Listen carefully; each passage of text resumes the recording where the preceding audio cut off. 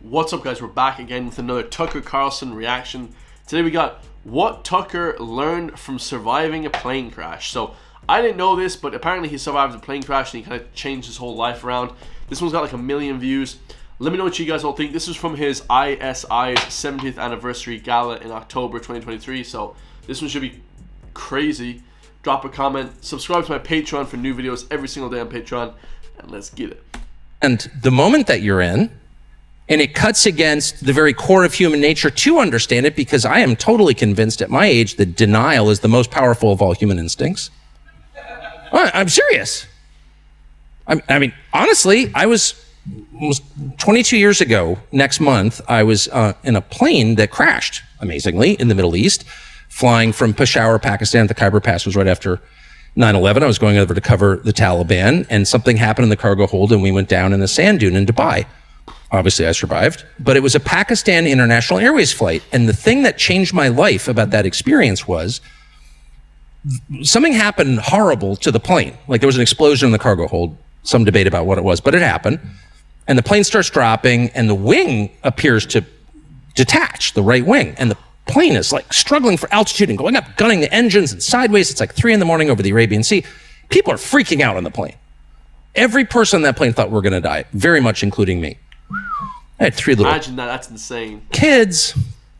I was half drunk, which makes it worse. That definitely makes it better, guys. I don't want to be conscious, you know? And we finally come in kind of sideways into the sand dune. The plane's on its side, and I'm in the first seat on the plane. It's a big double-aisle Airbus. And I just had one thought, which is I'm getting off the plane.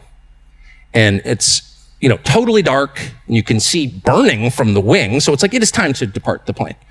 So I hop up, and this male flight attendant stands right in front of me and goes, "Sit down, everything is fine, everything is fine." And that's a verbatim quote, everything is fine. It was so demonstrably unfine, I can't even begin to describe how unfine it was.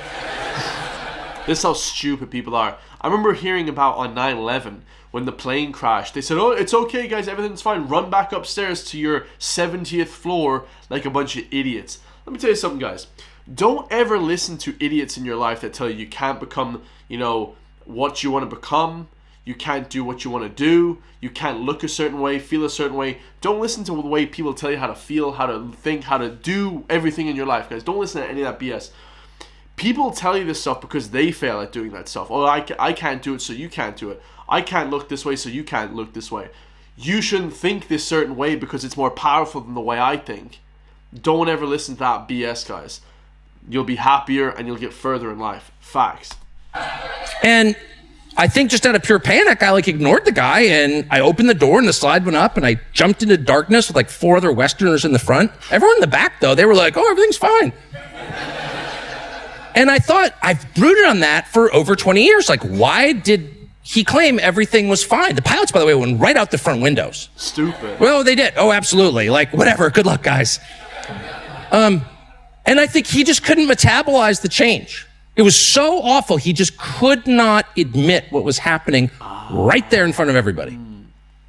And this really bothered me all these years, despite the fact it wound up fine for me. By the way, the plane is now a dive site off the Burj Hotel in Dubai. You can swim through it. Someday I will. Wow.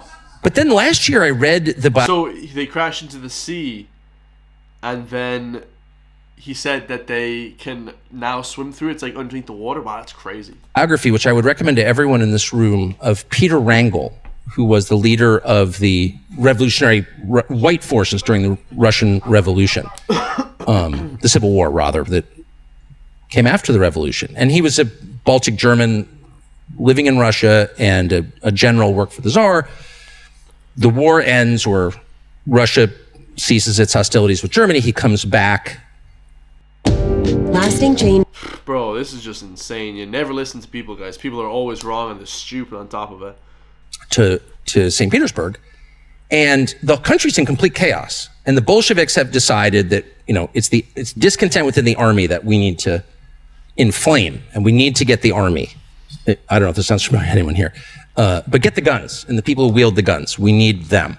So the first thing they do is destroy all discipline in the Tsar's army, complete. So Peter Rangel's just been on the front for 4 years. He comes back into St. Petersburg, totally civilized city, 2-hour drive from Helsinki. I mean, it is Europe, okay? Whatever anyone tells you. And he's wandering through, and soldiers are going crazy in the streets.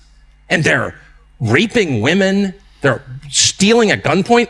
Soldiers in uniform in a monarchy which had not had any behavior like this at all. And Peter Rangel just can't even believe it. These are his soldiers. He's a general.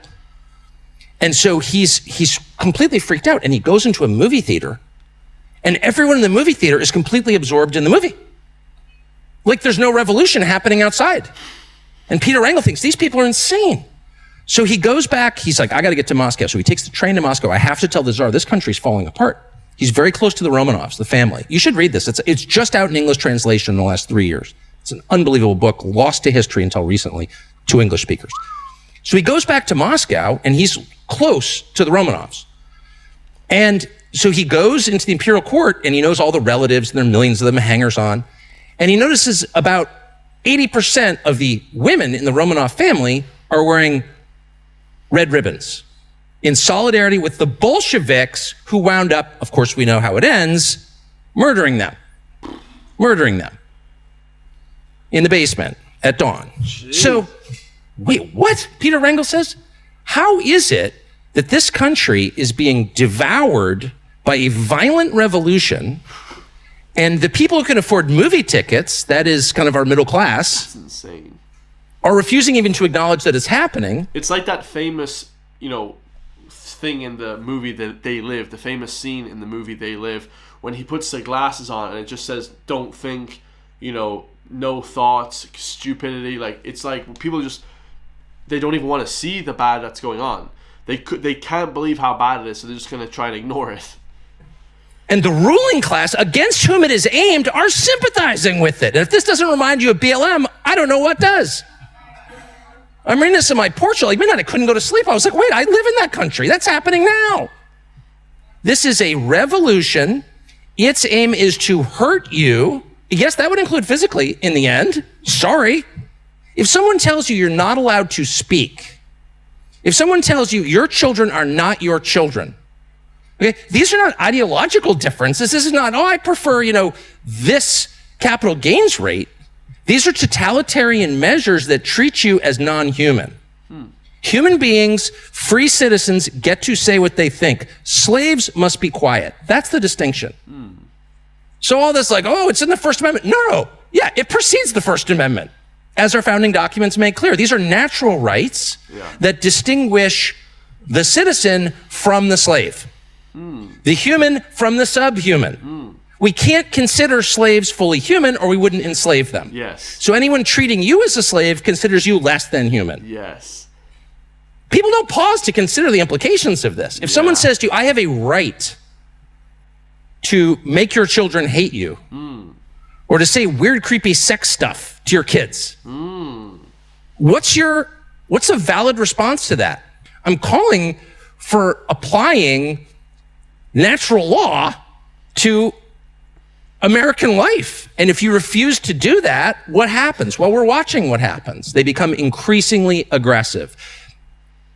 The aims are exactly like the means, totalitarian. Period. This is not a debate. They don't want a debate. They've said that explicitly. Authoritarian. They don't want a debate. So I really think that we should begin to see this for what it is, which is a very big deal on which all depends, not just our republic, but like your family. And I'm not calling for stockpiling ammo, though. I mean, no one ever went broke doing that, I can say. Maybe some have, but they'll get it back in the end. It's a good investment. What I'm saying, basically prepare for the worst. Calling for is approaching this moment with the seriousness that it both deserves and requires. So that you read that beautiful letter from, was it Lieutenant Blue, after whom a spectacularly dysfunctional public high school in Washington, D.C. is named, I should tell you. Poor guy, that's his legacy. Boys' room shootings. But you read that, and you realize a couple of things. One, this man was not lying to himself. He knew that everything hung in the balance. He was in the middle of a civil war, and he wasn't pretending otherwise. I mean, it was literally a civil war, but he knew that it was. It's one thing to be in a civil war, it's another thing to admit it. And he did admit it, okay? The second thing was his grave seriousness. His grave seriousness. This man foretells his own death in that letter. I can feel it. I'm about to die. Not an inkling of self-pity at all. Not even any, I mean, if I thought I was going to die, I would write the world's treacliest letter to my wife. You're so great. He said, I'd rather die than be dishonored. He says that in the letter. This is a very serious person, maybe even a little self-serious, actually. And we're not prepared for self-seriousness. Because we all, at least if you're my age, grew up in a world where self-seriousness, or even seriousness itself, was the gravest of all sins. Taking yourself too seriously. You have no ironic detachment. You can't laugh at yourself. You can't laugh at the moment. Well, I mean, I'm big on ironic detachment. I try. I'm big on humor. I really hope, that when I get the diagnosis, that I'll be man enough to joke about it. I really do hope that. On the other hand, it's not just about me and whether I can show coolness under pressure or tell a joke facing stage 4. It's bigger than that. It's about my children and the grandchildren I fervently hope to have. And their lives require me to be a little more serious than the world I was raised in, which was honestly not serious at all. It was a very decadent world. I didn't recognize that at the time. Sort of well-educated, upper-income America, very decadent, actually.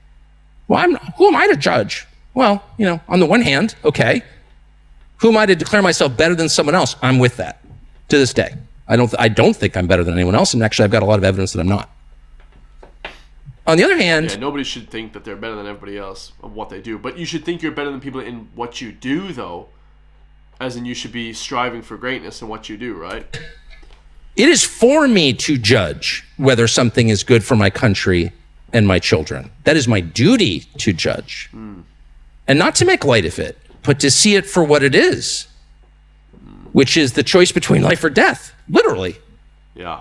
Very powerful statement, guys. Like, you should understand that, you're not better than people, but you also have to be like a little bit arrogant to the fact that if someone tells you something that's not wrong, the house is burning down, you have to kind of make the judgment, well, no, the house is burning down, let me run out of here, not just stay here and get killed, right? And so here's how I think we should respond.